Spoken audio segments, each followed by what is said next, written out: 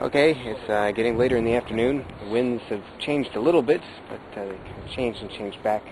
We were going to run down this slope, have just a little bit of lift, and the winds have changed, and they're kind of coming from this way now. So we'll probably have to go all the way over to that hill over there, and there's a little valley between it and this hill over here, and we might try and get a running flight there, but by the time we get there, the winds will probably have changed again. So, I don't know. We're just chasing the wind all over the place while lugging these gliders around. It's entertaining. It's good exercise. I wish we'd get to fly too. That'd be cool. Alright. Back to chasing the wind.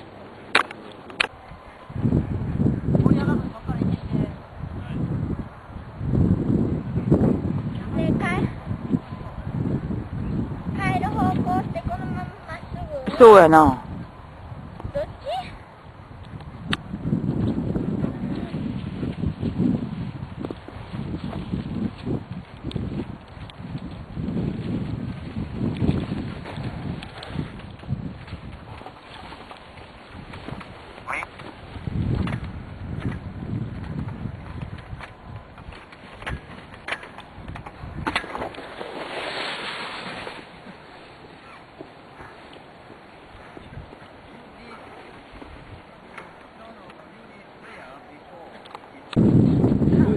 うん。レンズだけのすごい。うん。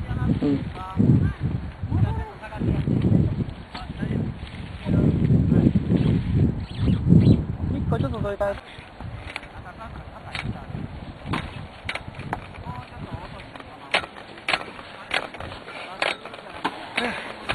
That was good.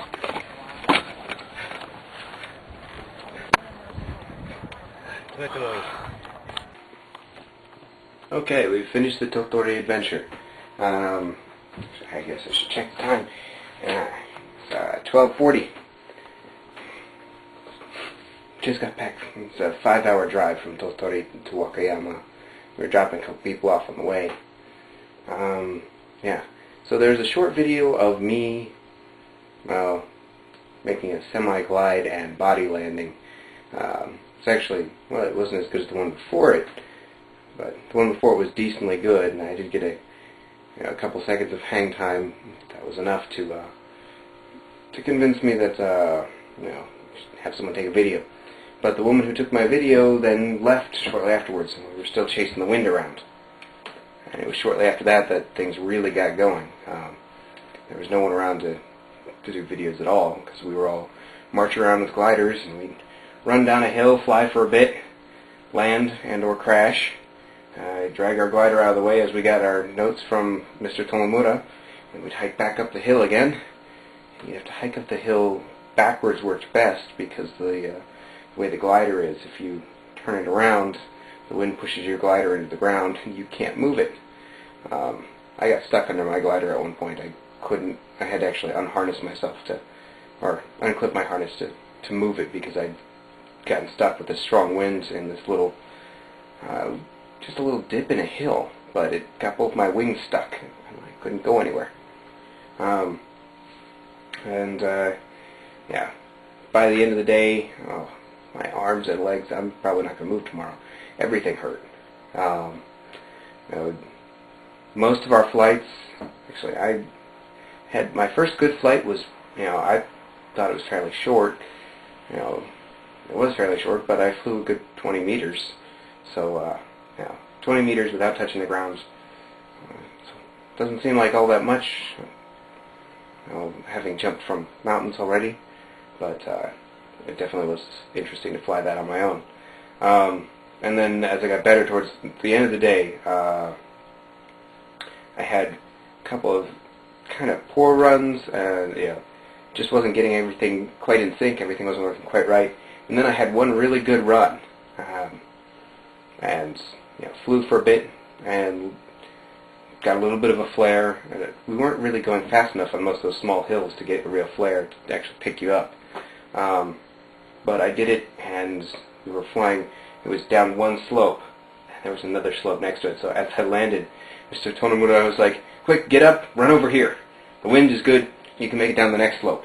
and that was the bigger one. I think my longest flight today I probably flew 120, 150 feet. So not all that far, but far enough that when you go that far and when you flare, you come to a full standing position, you get a full meter in the air off of your flare, you do get to full speed, you go to 30 kilometers per hour. Probably not to full speed, but you get pretty close.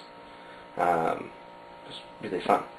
And, you know, best way for us all to shower off and get all the sand out of our hair, not out of our pockets, but out of our hair, was for us to go to a public bath afterwards. So we were all chatting in the public bath, and some of the other guys were asking me how many times I've flown. Again, it's because I've only been on 6 tandem flights, and I was getting to the point where I was almost keeping up with the guy. You know, my last 2 or 3 jumps there at the end with the bigger hill were the ones that the guys who have their own gliders, and they do kind of radio-assisted solo jumps for the most part. Yeah, one of them was asking me, he said, how many times have you been jumping? I was 6. That's when Mr. Tottori turned to me and said, I think before you were a human, you were a bird. Past life experience probably counts for a lot in hang gliding, I guess. That was their only way to justify it, the fact that I learned quickly. And it was nerve-wracking at points and just really troublesome, mostly toting the glider around and then flying a little bit and making a mistake and eating a lot of sand. You didn't really eat too much sand, it just felt like it got everywhere. I didn't have too many. I think I only had one crash where I hit and then still had the momentum to tip the glider forward towards my face. So I didn't do that bad, but some of the other people, they made a couple of them that they did their flare, and they did their flare a little early, and then they pulled on the bar, and it's only about 2 feet till they touch, but that 2 feet is enough that when they tip, the glider gets momentum and then throws them on their face. So it was good. Yeah. So fun trip. I wish I had more video for you, but all you get is my explanations, and I am beat, so I'm going to go slip into a coma and probably wake up for school on Monday. I'll just skip Sunday for everything. Okay, my arms are tired from hanging this camera up. Okay.